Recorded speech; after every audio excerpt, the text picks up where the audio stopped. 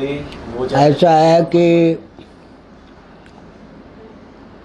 नाम राम शिव कृष्ण ये सब ऐसे हैं कि इनका कीर्तन भी कर सकते हैं। हरे कृष्ण कृष्ण कृष्ण हरे हरे, हरे राम राम राम हरे हरे, गोविंद जय जय गोपाल जय जय। लेकिन ओम आदि जो हैं ये वेद के सार हैं, इनमें बहुत पावर या शक्ति है। तो शास्त्रीय परंपरा से जो अधिकार संपन्न हैं वही उसकी शक्ति को पचा सकते हैं। लेकिन राम कृष्ण शिव, शिव राम ऐसा तो मनुस्मृति में लिखा है कि दीर्घ स्वर से, उच्च स्वर से नामोच्चारण करने पर मनोराज्य शांत हो जाता है।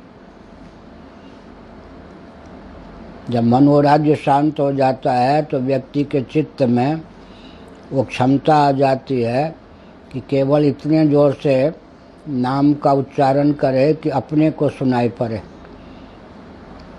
फिर और उसे जपते जपते जपते जपते और क्षमता आ जाती है कि मन से वाक जिसके द्वारा बोलते हैं ना, वो वाक इंद्रिय मन से एकीभूत हो जाए, मन ही मन जप हो।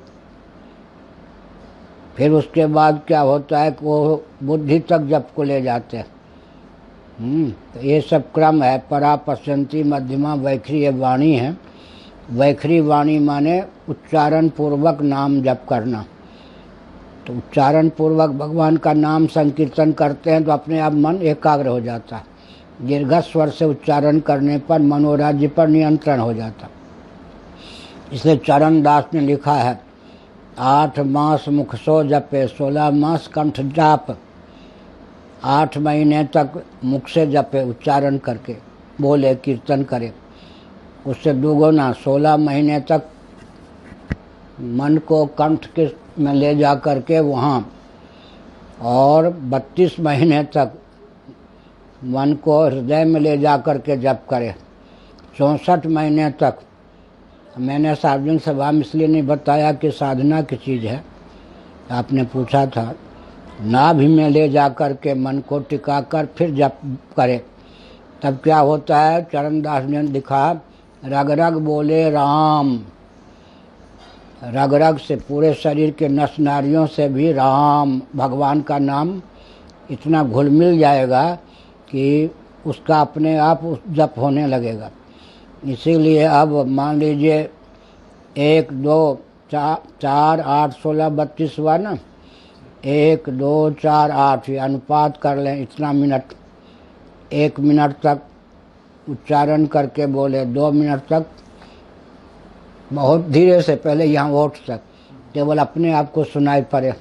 उसके बाद कंठ तक ले जा कर के, मन को कंठ में ले जा कर के वाणी को उससे मिला करके करे, फिर हृदय में ले जाए, फिर नाभि मंडल में ले जाए। एक महात्मा हुए वृंदावन में जिनका नाम था फूलचोर बाबा।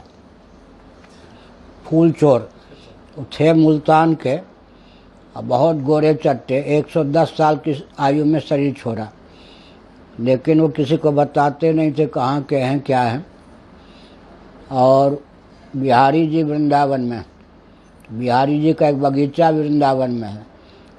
वो भगवान को बिहारी जी के यहाँ फूल ले जाते थे, लेकिन चुराया हुआ फूल, इससे उनका नाम था फूल चोर। आप इतना फूल दें, गुलाब गेंदे का किसी का, वो फेंक देंगे, नहीं लेंगे। चोरी करके जो फूल लेते थे वही भगवान को चढ़ाते थे।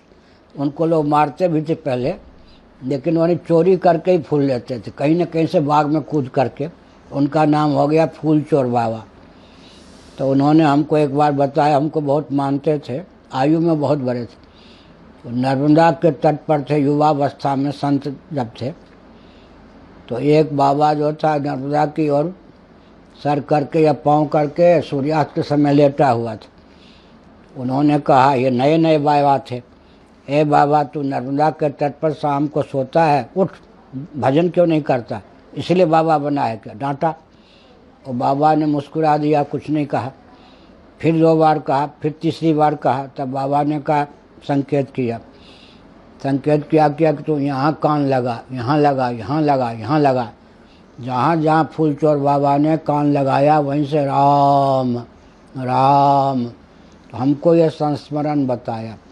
उन्होंने कहा समझ गया मेरा भजन कैसा है। इसीलिए महात्मा लोग कहा करते थे सूरज ढलता ना दिखे, बढ़ती दिखे न बेल, साधु भजन करता ना दिखे, यह कुदरत का खेल। सूर्य धीरे धीरे सूर्यास्त के बाद तो जाते न, सूर्योदय के बाद सूर्यास्त की ओर, सूर्यास्त के बाद सूर्योदय की ओर जाते हैं, लेकिन एक एक क्षण में ढलते हैं। सूर्योदय के बाद सूर्यास्त की ओर जाते हैं। लता बेल जो है प्रतिक्षण बढ़ती जाती है। इसी प्रकार हम लोगों के नाखून हैं, प्रतिक्षण बढ़ेगा जितनी उसमें क्षमता है जहाँ तक बढ़ने की, लेकिन एक एक क्षण में कितना बढ़ता है नहीं मालूम ना। 1-2 महीने में मालूम पड़ता है नाखून बढ़ गए। बाल कटवा लिया तो लगता है 15 दिन में बढ़ गए, लेकिन प्रतिक्षण उसमें वृद्धि है या नहीं। ऐसे ही भजन करने की विधा है कि बाहर से साधु भजन करता हुआ ना भी दिखाई पड़े तो वो जो अंतर्निहित भजन है उसका चलता है।